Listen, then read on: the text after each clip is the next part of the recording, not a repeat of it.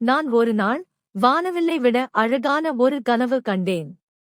அந்தக் கனவில் உயரமான மலை உச்சியில் தங்கத்தால் செய்யப்பட்ட ஒரு ரதம் மின்னிக் கொண்டிருந்தது. ஆம், ஒரு தங்கத் தேர். அதை எப்படியாவது பார்த்துவிட வேண்டும் என்று என் மனது துடித்தது. என் சாகசம் அங்கிருந்துதான் தொடங்கியது. முதலில் நான் பச்சை பசேலென்ற ஒரு வயல்வெளியை கடந்து சென்றேன். அங்கே பூக்கள் எல்லாம் சிரித்துக்கொண்டு எனக்கு குட் லக் சொன்னன. பிறகு சில்லென்று ஓடும் ஒரு சின்ன ஆற்றைத் தாண்டினேன். அந்த ஆறு தன் பாட்டில் இனிமையாகப் பாடிக்கொண்டே என்னை வரவேற்றது.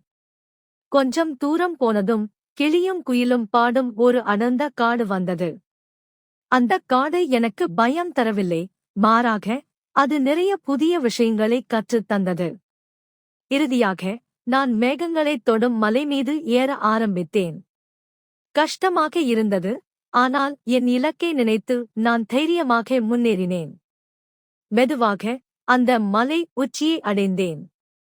அங்கே நான் கண்ட காட்சி.